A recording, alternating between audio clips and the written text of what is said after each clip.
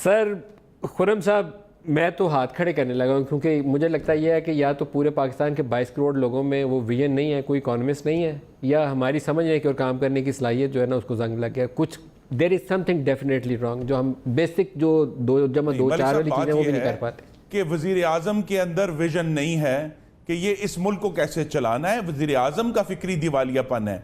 देखिए ना जी, इन्होंने सिर्फ एक वादा पूरा किया डायरेक्ट अटैक करेंगे तो फिर उसका जवाब मिलेगा। ये मुनासिब नहीं होता। पूरी कौम रो रही है, पूरी कौम करा रही है, पूरी कौम बिलबिला रही है, और मेरी गुजारिश है कि मुझे इंटरप्ट ना करें। पहले बहुत इंटरप्शन हो गई, कहूंगा कि कम से कम वो पर्चियां से तो नहीं पढ़ता ना जी। करा रही है एक ही आई एम फोर्स्ड से, हमारा वजीर आजम पर्चियां से तो नहीं पढ़ता ना, कानों में तो नहीं सुन रहा होता, लेकिन पूरी कौम परेशान है। डिजास्टर आपकी इकोनॉमिक टीम, देखिए उनको एक ही काम आता था क्रिकेट का, वो भी हम 4-0 से हार गए। कहते थे जब पहले हारे थे तो कहते थे जो नवाज शरीफ और नजम शेट्टी, अब आगे जिम्मेदारी लेना।